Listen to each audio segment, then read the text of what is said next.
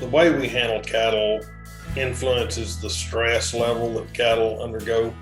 Most of the stress that a cow goes through in their life, other than environmental stress from heat and humidity or cold or something like that, is really under the control and management of people.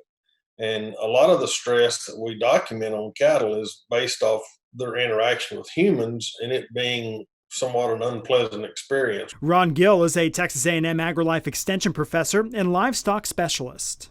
If we understand cattle behavior better, we can then interact with those cattle in a manner that creates less stress for them. If they understand what we're asking them to do, they're much more willing to do it and do it quicker than if we're trying to force them through a system. Communicating the message to the cattle is key.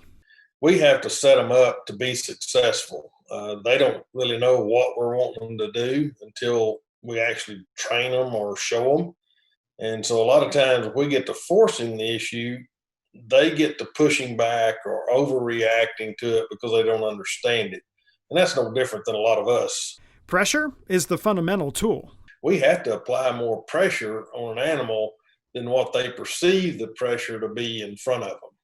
And if they have an out and they've just had the time to think about it, process it, and react to it, it improves the flow. Once we start that, when one of them goes, the next one will follow, and it just creates this draw and flow through a system. And less stress makes for happier cows. I'm Shel Winkley, looking at Central Texas agriculture from the ground up.